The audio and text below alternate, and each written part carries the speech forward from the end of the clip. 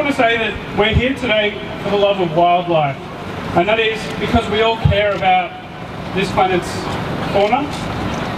And I'd like to look at Melbourne's march as part of this global awareness campaign as an awareness walk and not as a protest, because I think the one true power in the world is education and knowledge. If we can share with people today this disgusting industry and let them know about it, then through the means of social media, talking to government representatives, putting pressure on the governments that legislate this industry, hopefully we can one day have a ban and eradicate it altogether.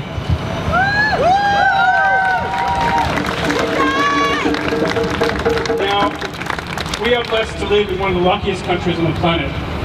Like South Africa, we have amazing wildlife.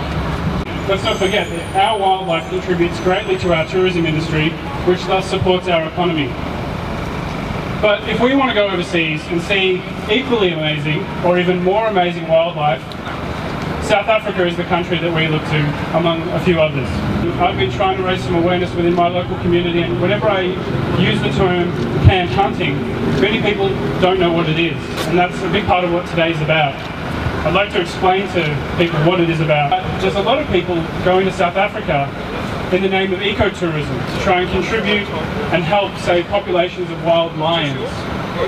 But unfortunately there's a con in this conservation industry. I want to let everybody know that if they have any friends or family travelling to South Africa to be part of a petting program, to be aware that this is not a petting program for conservation. This is a con. These animals are being reared so that one day some hunter can gun them down and turn them into a trophy.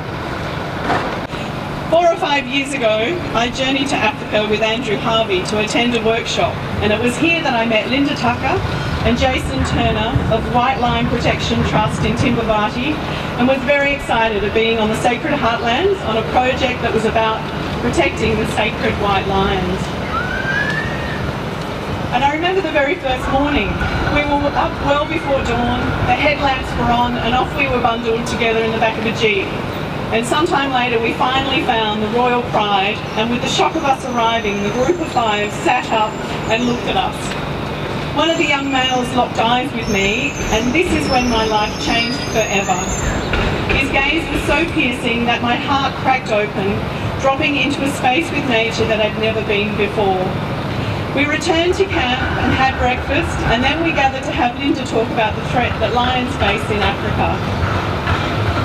We then watched a documentary on the canned hunting industry with very graphic footage, and I remember how enraged I was. This was a deep primal rage that I never even knew existed in me, and I asked both Linda and Andrew what I could do with it.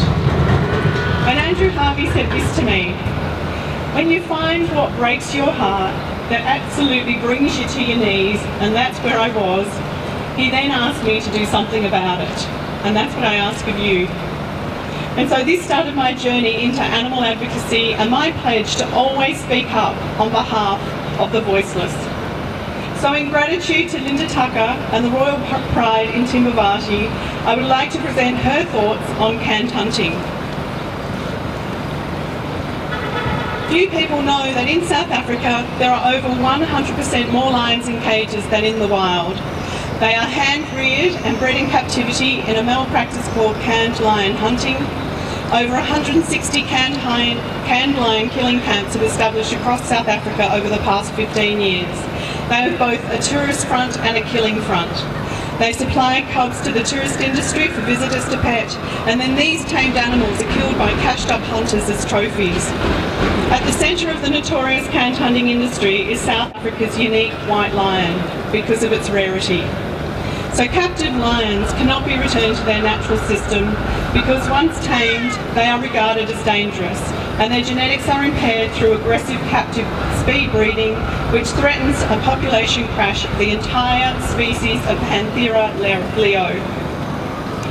Furthermore, with TB threatening the Kruger lion population, ecologists warn that should the apex predator go extinct in the wild, the entire ecosystem will collapse, because lions play such a critical role in balancing the natural system.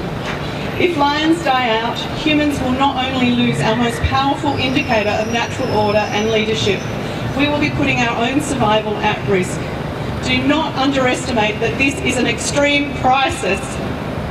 If it had been responsibly dealt with 17 years ago, in 1977, when the serious issue was first brought to the attention of the government, who promised to prohibit canned lion hunting at the time, the solution would have been simple.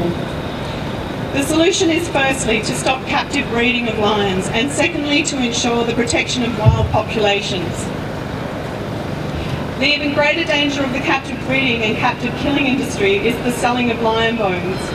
For the massive eastern markets which demand lion and tiger bones, as well as rhino horn, on the unverified presumption that they have medicinal properties.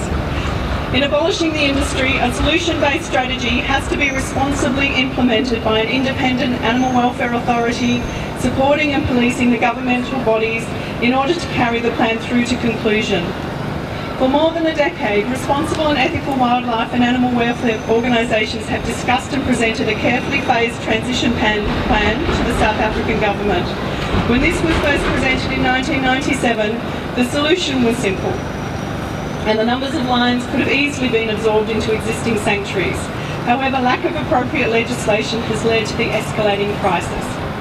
So in conclusion, we are advocating a 2-year phase-out period to shut down the captive breeding and captive killing industry, and this will give the current operators a chance to phase out their businesses and find alternative livelihoods. We can unfortunately expect a large-scale slaughter of lions in captivity over this period.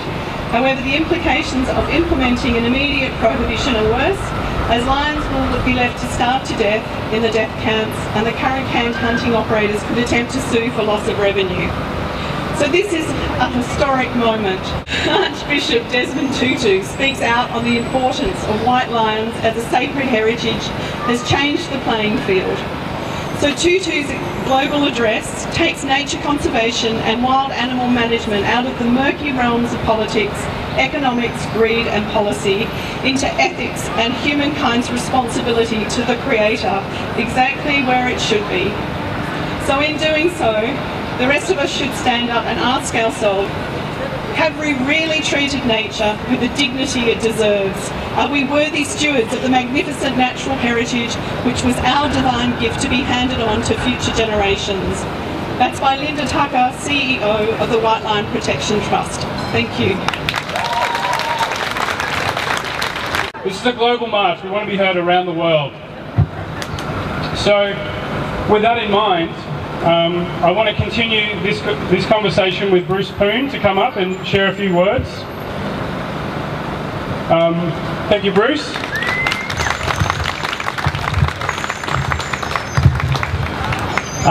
Fantastic. I hope you can hear me at the back there. Yep. Fantastic to see you all here today. Thank you very, very much for coming.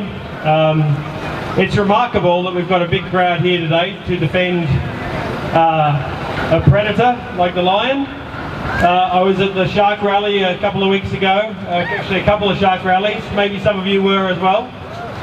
So I think if people of Melbourne are prepared to come together and defend sharks and defend lions, I think people are starting to get it.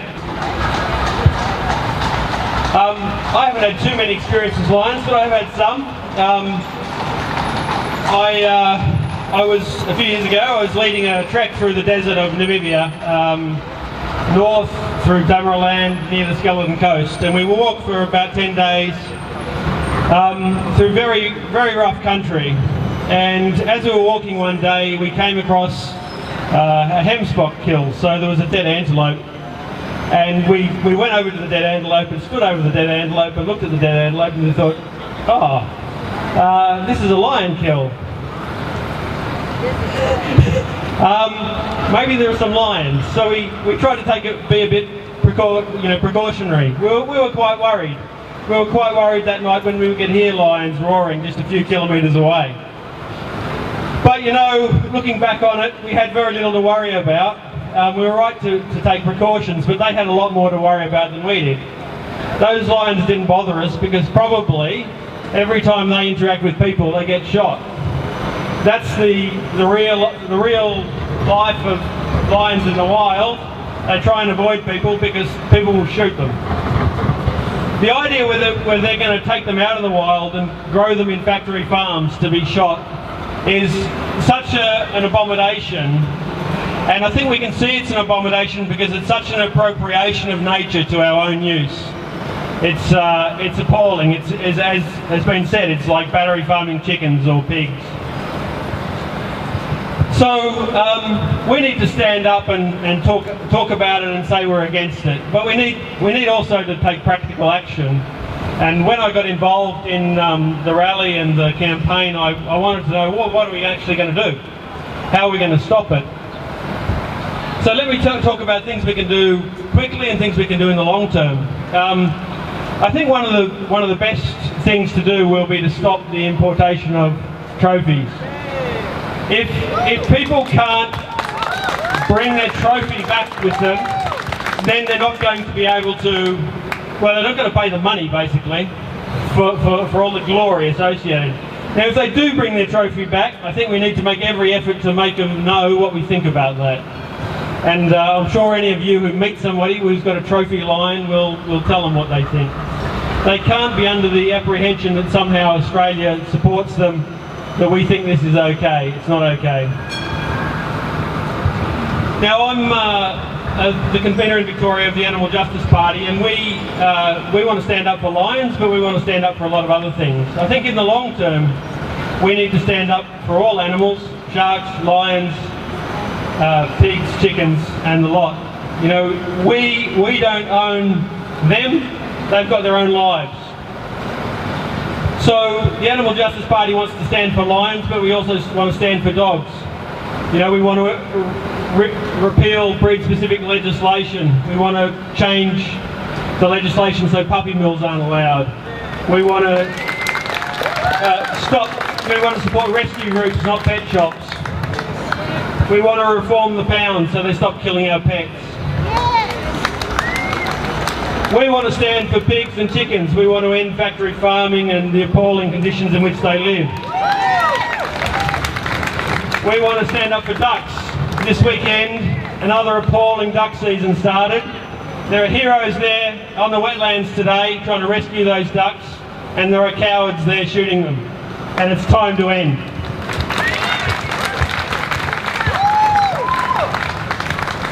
We want to stand up for horses used in the racing industry. We want to ban jumps racing, get rid of this appalling cruelty. So that's what we stand for. We stand for an end to cruel treatment of animals. And we've been standing now since last year. We stood up in the federal election and nearly 100,000 people around Australia said our number one concern is to vote for you and to vote for animals. So we're on the map now. We'll stand at the next, we're standing today in the South Australian election. We'll stand in 3 weeks' time at the West Australian Senate election. We'll stand in the next Victorian election, and we'll make animals a really big issue, bigger than it's ever been before. We want to see action from the Liberal Party, the Labor Party, and the Greens to get these things done and to improve the lives of animals. We'll stand at the next federal election, we'll stand at the local election. We'll be standing for animals from now forever. There's a huge deception going on here, and that's where young Australians and young people around the world believe they're going to South Africa into conservation farms to help young lion cubs being raised to go back in the wild. That is not happening. On numerous occasions they're actually being bred for one purpose, that is to get to an age to be killed. Remember, they're not being killed for food, they're being killed for one reason, that's to go to someone's lounge room back home to be their kind of prize. And it's very sad, it's despicable, and it makes me sick. My role here today, it's like everyone, is to arrange to ensure we have awareness for young people when they're travelling overseas. Don't be caught up in this barbaric episode of canned hunting. Locally, I'll be putting out a brochure to go to 100,000 people in my electorate to make sure they're aware of the industry. Secondly, I'll be raising this in Parliament and making a speech on it. And thirdly, I'll be very keen to ensure we stop the actual importation of these so-called trophies, and that is my goal. So keep up the great work. Write to your local MPs to encourage them to listen to you to stop the importation of these so-called trophies. And again, congratulations and keep the movement happening. Bye-bye.